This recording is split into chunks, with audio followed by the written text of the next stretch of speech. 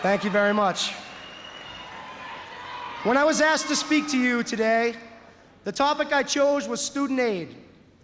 Naturally, I began to think about all the Stafford loans, Pell Grants, Perkins loans, and college work-study dollars that have been made available to me during the past 4 years. And then I thought about the impact that those funds have had on my life. It's really very simple. Without the federally funded programs that I have benefited from, I would not be here today. I would not have had the opportunity to attend New Hampshire College and to gain the education that will provide the basis for my future. And I certainly would never have been able to meet the so many people that have impacted my life. In American society, the belief is held that education is the key to the future. Therefore, it is imperative that the leader of our nation not only hold that belief, but work to establish programs that will turn the dreams of today's youth into reality.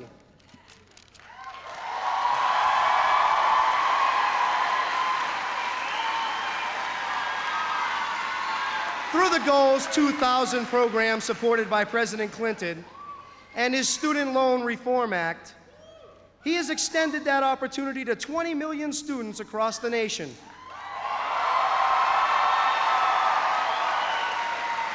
Students like me who can take advantage of the Direct Student Loans program. The student loans dramatically reduce the cost of a college education so that millions can make their future dreams come true. In my 4 years here at New Hampshire College, I've walked into this field house on many, many occasions. And honestly, I've never, ever seen anything quite like this. However, I have seen some excellent basketball as the Penmen have enjoyed great success in the past 4 seasons. Through my college work-study position here in the athletic department, I have witnessed teamwork and dedication that have transcended the wins and losses. It is now my honor to give an official New Hampshire College Penman welcome to a man who has proven his dedication to us, the students, and who we are honored and proud to have on our team.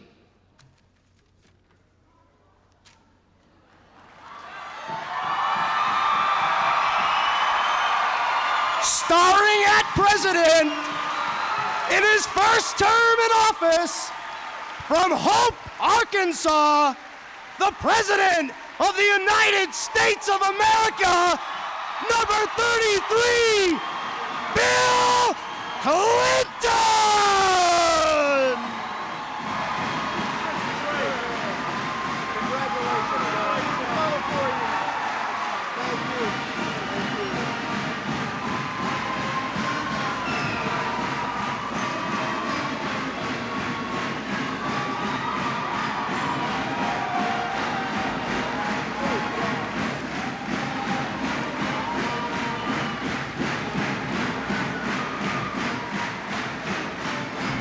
Thank you. Thank you. Thank you. Thank you. Thank you. Thank you. Thank you. Thank you. Wow. I'm glad to see you. Thank you. Thank you so much. Didn't Jason Sabatino do a great job on his feet? Let's give him a hand.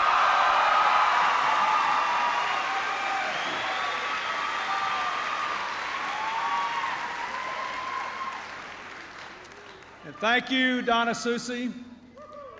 And to New Hampshire College Board Chair Bob Marine and all the people here from New Hampshire College, I'm glad to be here with the Penman.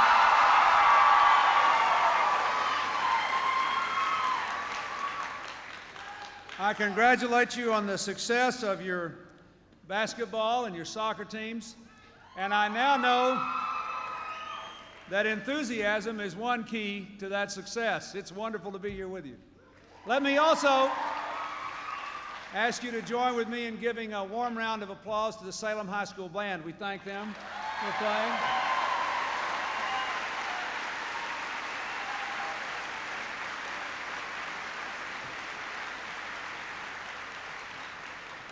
This is the second time they played for me in 2 weeks. I feel like we're on a road tour together. It's great.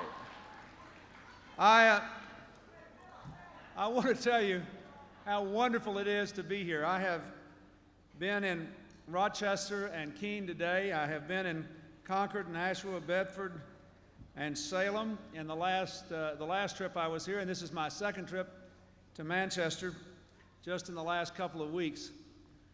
It has been a wonderful experience for me. I can also tell you that when the First Lady was here a couple of weeks ago, she had a wonderful time, and I thank all of you who have been so supportive of her.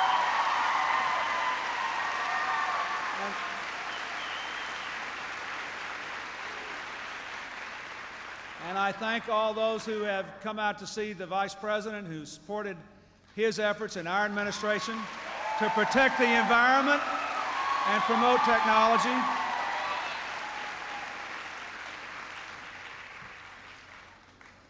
This is a remarkable experience, the New Hampshire primary season. You might ask, well, what are you doing here? I'm here for two reasons. One is, when I was elected president, I told the people of New Hampshire that I would not forget, that I would not stop coming back, that I would be here again and again, and I have been. And I wanted to be here to say, secondly, I do have an opponent Tuesday in the election. It's cynicism and apathy. It's the division of our people that comes up too often at election time. And those are the real opponents that you have. So I came here to ask you, for the last time, to go to the polls Tuesday and vote for Bill Clinton, the President of the United States, in a primary.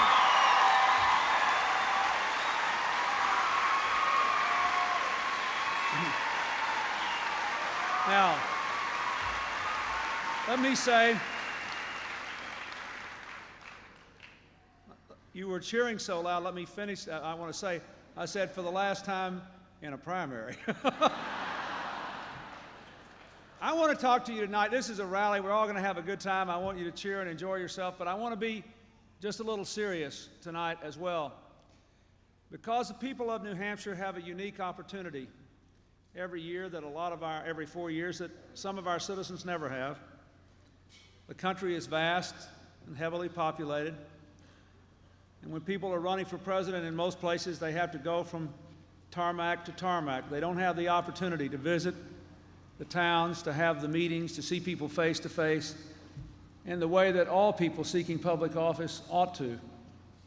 I also want to thank the people of New Hampshire, not only for the incredible boost they gave me at a difficult time 4 years ago, but for the educational opportunity I received.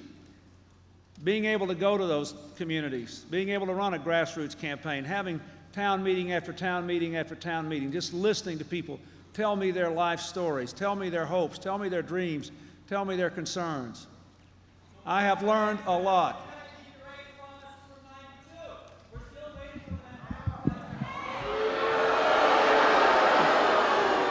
I might say to you,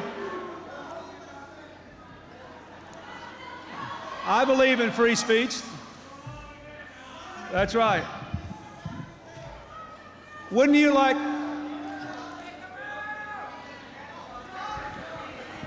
Let me point out something. If I may, let me point out something. Let me point. Shut him down. Thank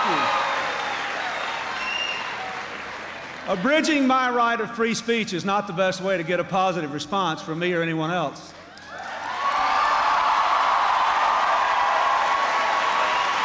What is the truth? What is the truth? What is the truth? What is the truth? Let's say, wait a minute. Let me ask you this. Would you consider, at a time of declining public spending, a 30% increase in research action?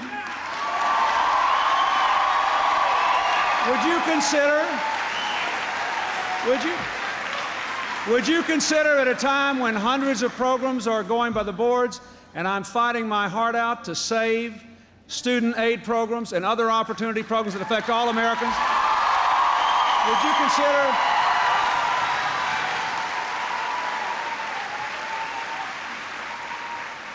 would you consider a huge increase in treatment funds for people with AIDS action, not words?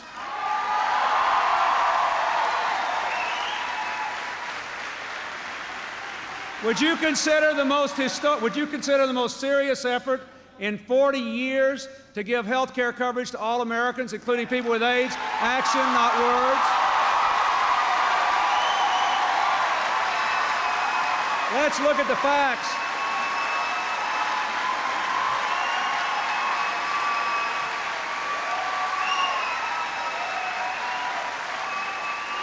Would you consider a year-long effort to save the Medicaid program, which allows people who are HIV positive to work, to be constructive citizens, against what the Congress has tried to do? Action, not words.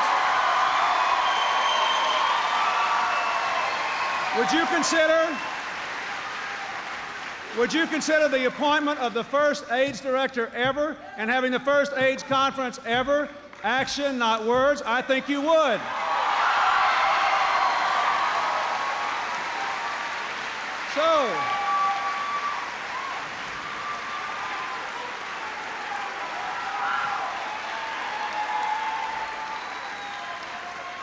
So you might ask, why is this demonstration going on at our rally instead of their rally?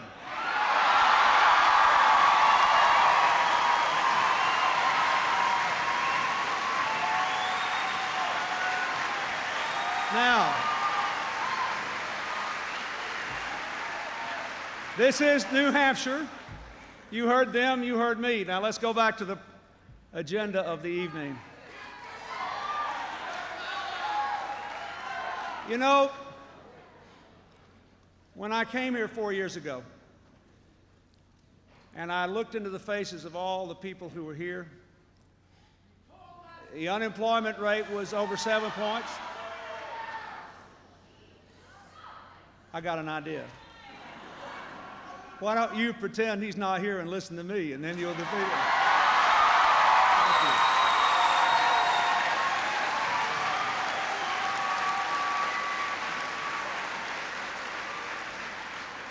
I told you then that our country had to have an agenda for the future if all of you were going to be able to participate in the American dream, if we were going to come together and not be divided, if we were going to maintain the leadership of this country. I said if you voted for me, I would not promise you miracles, but I would promise you progress, that we would move. In the last 4 years, the unemployment rate in this state has been cut by more than half. This country has almost 8 million new jobs. The deficit is half what it was. Trade is at an all-time high.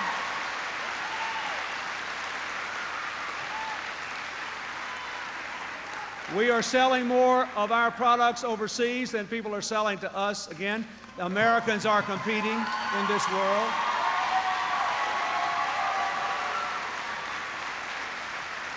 We are coming together. The crime rate is down.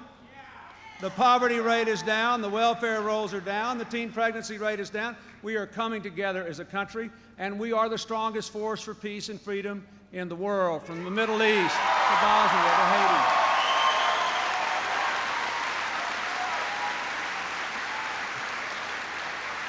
But But this is also a perplexing time. No time is free of difficulty. Do you ever ask yourself, those of you who are in college particularly, how could it be that New Hampshire has an unemployment rate under 4%? The country has almost 8 million new jobs, and yet millions of people still feel uncertain in their lives. They're worried about being laid off in one of these big corporate downsizings, or they're worried about continuing to work harder and harder and never getting a raise. They're worried whether they can afford a college education for their children or if they will lose their health insurance if someone in their family gets sick. How can this happen? It is very important that you understand why. It is happening because your country is undergoing the biggest period of change in 100 years. Not since we moved from the rural areas to living primarily in cities and towns, not since we stopped making our living largely on the farm and mostly in the factory, have the American people seen such change in the way they work and live. Now we are moving into an economy dominated by technology and information. And the longer we go into the future, the less it will matter where you live, because you'll be able to access everybody else through the information superhighway. We are living in a world dominated by world markets for goods, for services, and for money. And what that means is that there are incredible new opportunities in this world for Americans, more than at any time in the history of the country, for those who are prepared to take advantage of them. But if those who aren't prepared to take advantage of them are those who have the misfortune of being downsized, it is not a rosy picture. What we have to do today is not to reverse the policies of the last 3 years. We are moving in the right direction. What we have to do is to bear down until every American has the opportunity to succeed. And we have to do it together. If you ask me what one lesson I have learned as president in the last 3 years, it is this. Whenever we are together as a people, we never lose. And when we permit ourselves to be divided, we defeat ourselves. We must solve these problems and meet these challenges together.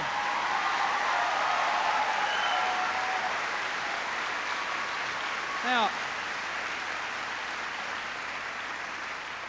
it is in that context that I want you to see your responsibilities as citizens.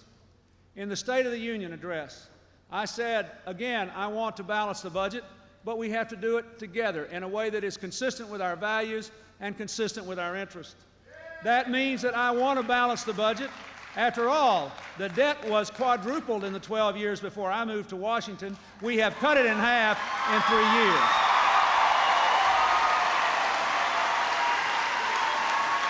But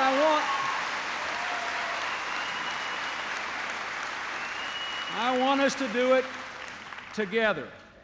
That means that, yes, we can balance the budget, but we don't want to do it in a way that violates our obligations to our parents or to our children or to the future. What does that mean? Don't wreck the Medicare program.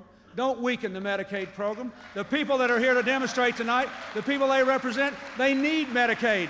They deserve it. They deserve the right to work and to be here as long as possible.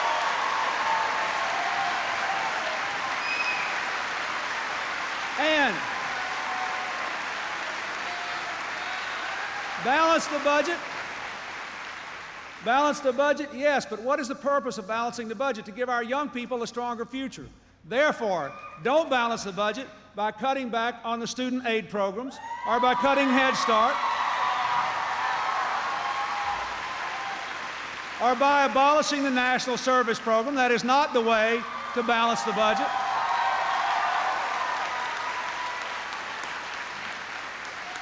What is the purpose of balancing the budget? To make us more secure in the future. Therefore, do not balance the budget by cutting environmental protection by 30% and undermining the future of this country.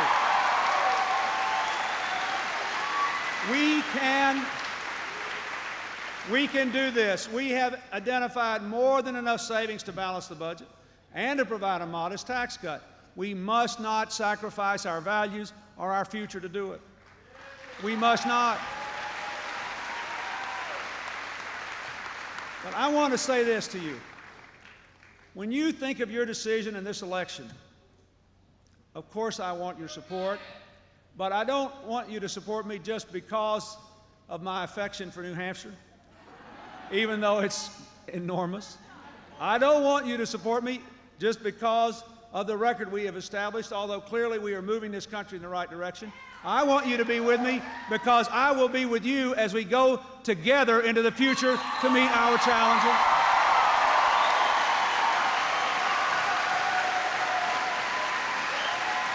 You know,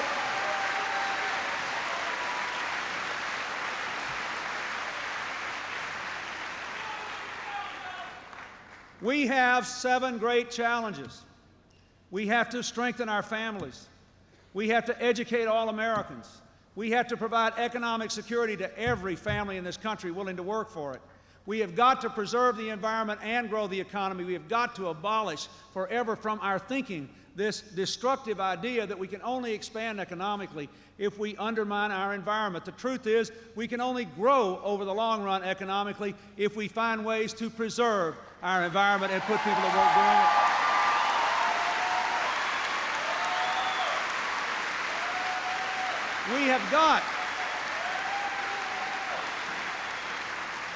We have got to continue the fight against crime and violence. Even though the crime rate is down, it is too high. Everybody knows it. If you saw what we did in Manchester when I was here a few days ago with the local police in a neighborhood that is now a freer neighborhood where people can walk the streets at night and children can play safely in the schoolyard, that's what we have to do everywhere.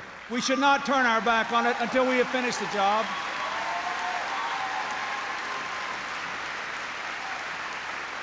And I ask for your continued support in meeting the challenge of leading the world toward peace and freedom. I know Americans wonder sometimes whether it is really necessary for the United States to do some of the things that we have done when I've been in office. And I know some of them have not been popular. But the people of Haiti just had the first peaceful transfer of power in almost 200 years of history. The people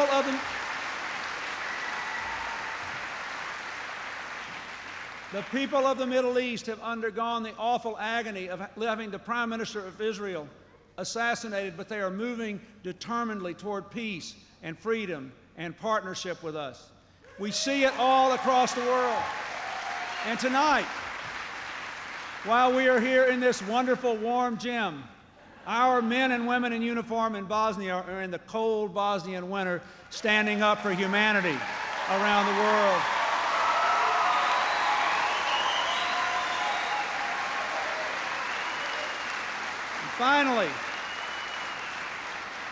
Finally, we have to meet the challenge of making our democracy work. You have to have a government that works better and costs less. You have to have a government that earns your trust, and you have to be worthy of your legacy as citizens. We need the line item veto. We need campaign finance reform, and we need it now.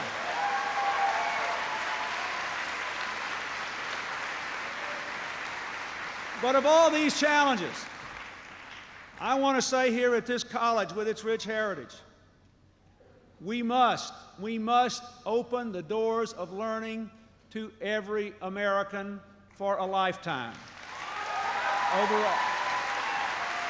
And let me just say, I come to you with a record and an agenda. We have had a clear strategy: high standards, high expectations, high technology, and high levels of opportunity and grassroots reforms. That has been the strategy of this administration. We have expanded Head Start. We have given schools money and flexibility they never had before to try to meet high national standards. We have dramatically expanded college loans and scholarships, and we must do more. But it is not enough. And if you continue this administration, here is what I want to do. I want first to make sure that every school, every classroom, every library in this entire country is hooked up to the internet, to the international superhighway by the year 2000. Second,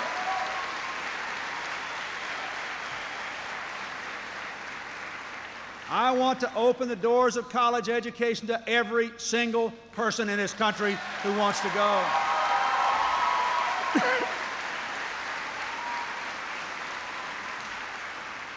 I want to maintain the loan programs. I want to expand the Pell Grants. I want to keep national service. And I want to expand work, study to 1 million students in this country working their way through college.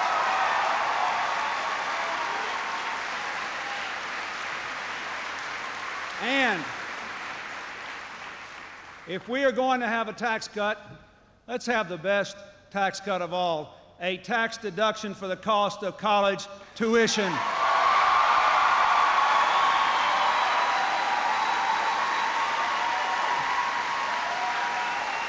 Finally,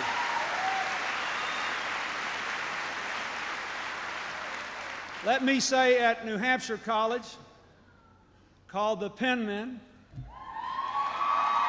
something you know. You understand the economy. You know that more and more jobs are being created by small businesses. But you know more and more people my age are being laid off by big ones, being asked to start over again when they're trying to send their own children to college. You know more and more people are struggling in jobs where they never get a raise and they would have to have new training to get that raise. So I say to you that college cannot just be for the young and training cannot just be for the young. One of the things that I have proposed to do is to take all these government training programs and collapse them into a big pool of money and give every unemployed and underemployed person in this country a simple voucher they can take to the nearest college to get whatever training and education they want.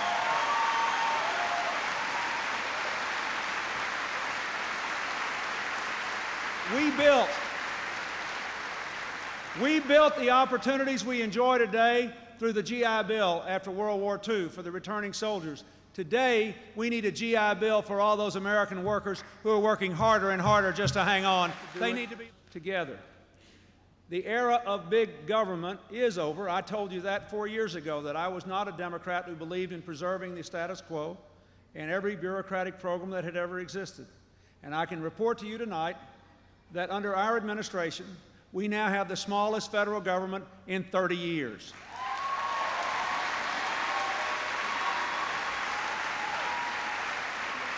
To find more money for the programs that need our investments, the healthcare programs, the medical research programs, the education programs, the technology programs, we have eliminated hundreds of other programs. We have closed thousands of offices. There is no big government. But just because we don't have a big government anymore doesn't mean we need a weak government and that we can go back to the time when people were told to fend for themselves. That is wrong. It will not work.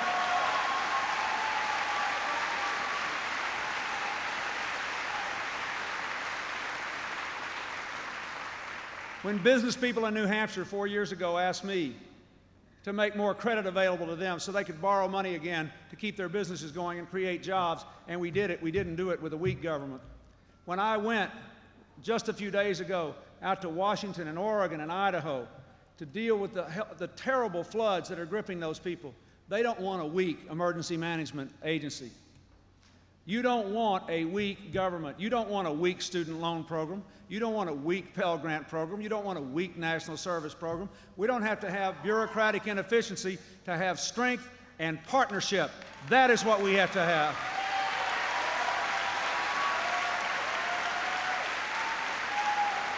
But let me say to you, a partnership is a two-way street. Yes, your government has let you down, and I've tried to change that. I've made it smaller and more efficient. I've done everything I could to do that. We have addressed the problems that were before us, with everything from the family leave law to the Brady law to the college loan law, all the initiatives we have taken. But we also know that we have to make you trust the government more. So we passed a tough lobby reform law, a law to apply to Congress the laws they impose on the private sector, a law that stops lobbyists from having tax deductions for the cost of lobbying for a change. We are moving in the right direction. And yes, we need to do more. Yes, we need the line item veto. I hope Congress will give it to me soon. We need it. They promised it, and I want it. And yes, we need campaign finance reform, and we need it now to put you back in the driver's seat.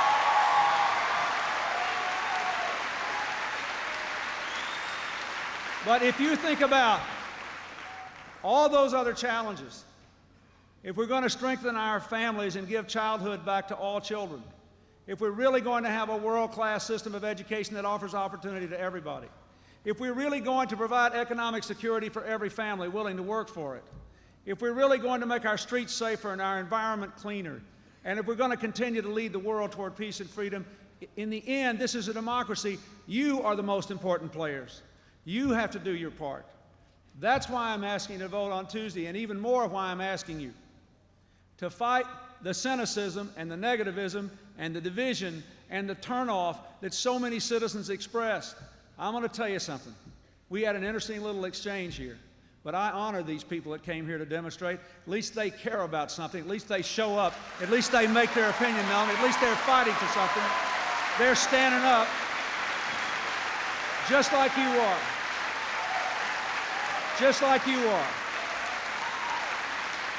And I want to tell you, make no mistake about it, there's one thing I can do that none of you can do. I can go abroad to represent all of us. And when I do, it is a feeling I can't even put into words for you, because I'm no longer Bill Clinton and I'm not even really the president. You just become the United States, and you realize what a very great country this is, what we stand for and what we can do. And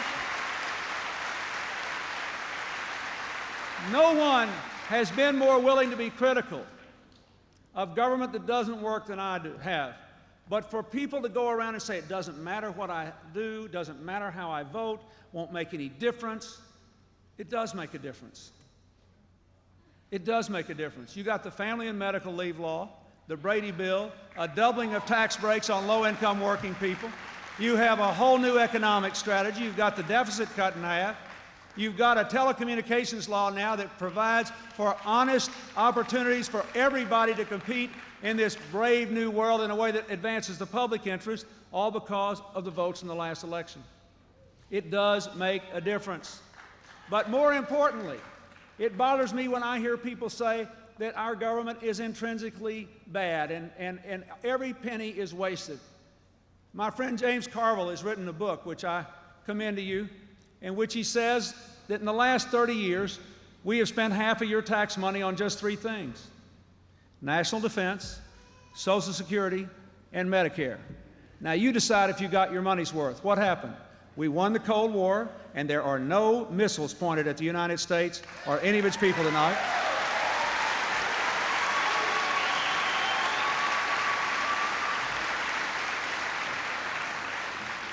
In spite of the fact that most people over 65 live on very modest incomes, we have cut the rate of poverty among our seniors in half because of Social Security. And most important for the present budget debate, if you live to be 65 in this country, our seniors have the highest life expectancy of any group of seniors in the entire world. So I think we got our money's worth. And it shows you what we can do when we go together and when we work together and when we stand together. Now, don't let anybody fool you, folks. It's just like I said 4 years ago. This election is fundamentally about you and your families, your children, your future, your dreams, and your challenges. It belongs to you, and you have to seize it. The first thing you got to do is show up, be heard, and be counted. The second thing you have to do is to go to your friends and neighbors and get them to do the same thing. And then what you have to remember is, I will say it again, no country like this has ever existed. Look around this room. Just look at each other. Look at all the differences that leap out at you. The differences in age, the differences in physical condition, the difference in racial and ethnic background. Look at it all. And it all works when we realize that we must go forward together. I believe more strongly than anything else, you got to decide. I am telling you, there is no challenge out there we cannot meet. But we all got to show up. We have to put all our players on the field. And I want you to start Tuesday. Say to yourselves, your friends, your neighbors, we are going to go out there and take a stand for our future, and we are going to do it together. Thank you, and God bless you.